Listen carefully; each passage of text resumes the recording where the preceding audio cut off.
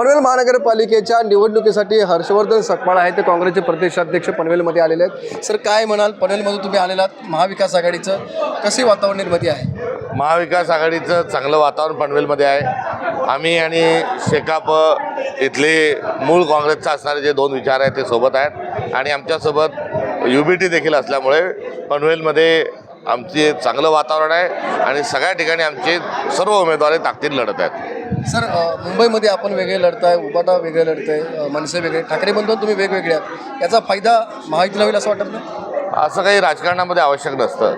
त्यांनाही मिळणारा प्रतिसाद चांगला आहे, आम्हालाही मिळणारा प्रतिसाद चांगला आहे आणि यातून पक्षीय भूमिका घेऊन आम्ही निवडणुकीला सामोरं गेलो होतो. मुंबईत आम्ही जरी लढत नसलो तरी महाविकास आघाडीमध्ये महाराष्ट्रात अनेक ठिकाणी आम्ही सोबत आहोत. आता तुम्ही काँग्रेसने आहे ते पत्र दिलं होतं निवडणूक आयोगाला, डिसेंबर जानेवारीचा लाडक्या बहिणीचा हप्ता बंद करा. त्याच्यावर बावनकुळेंनी आहे ते तुमच्यावर आरोप केलेत की आम्ही बंद करा म्हटलेलं नाही. जो हप्ता जो आहे तो आचारसंहितेचं उल्लंघन आहे. आचारसंहिता लागायच्या आधी त्यांनी द्यायला पाहिजे होतं किंवा मतदान झाल्यावर त्यांनी दिलं पाहिजे. आदर्श आचारसंहिता आहे, मतदारांना प्रलोभन दाखवू नये असा त्यातला असणारा संकेत आहे आणि हा नियम देखील आहे. त्यांनी खुशाल 15 तारखेला संध्याकाळी 5:30 वाजेनंतर मतदार खात्यात पैसे टाकले तर कुठल्याही प्रकारची हरकत नाही.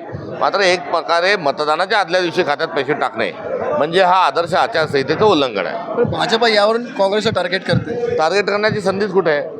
आम्ही काही योजना बंद करा म्हटलं का पैसे देऊ नका म्हटलं? अहो, तुम्हाला शरम वाटली पाहिजे की मतदारांना प्रलोभन दाखवण्याकरता जो शासकीय तिजोरीतला टॅक्समधून जमा झालेला पैसा आहे, जो अनुदान स्वरूपामध्ये तुम्ही त्यांना देणार आहात, तो तुम्ही त्याच दिवशी नेमकं का देता? म्हणजे आपल्यात दातृत्व नाही.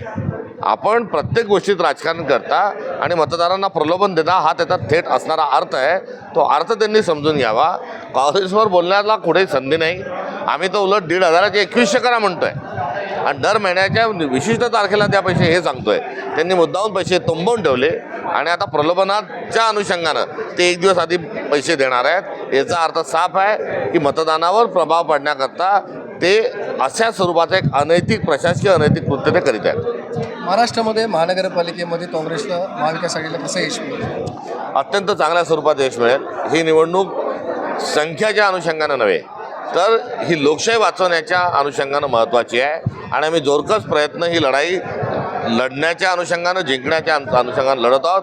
आम्ही आमचा विचार हा या निवडणुकीत पुढे घेऊन जात आहोत. तुम्ही आरोप केला बलात्कारी लोकांना सुद्धा भाजप घेते आता. हो, भारतीय जनता पार्टीचं नाव बदलून बलात्कारी जनता पार्टी असं ठेवावं असे प्रकरणं एकामागून एक घडत आहे. उत्तराखंड, उन्नाव, ऑलिम्पिक एशियन खेळाडूंचं प्रकरण असेल आणि थेट बदलापूरमध्ये त्यांनी आता बलात्कारित जो आरोपी आहे, जो मोठ्या प्रमाणावर लैंगिक शोषणाच्या लैंगिक शोषणाच्या अनुषंगाने अडकलेला आहे, त्याला त्यांनी कॉप्शनमध्ये घेणं याचा अर्थ ते बलात्काराला प्रोत्साहन देत आहेत.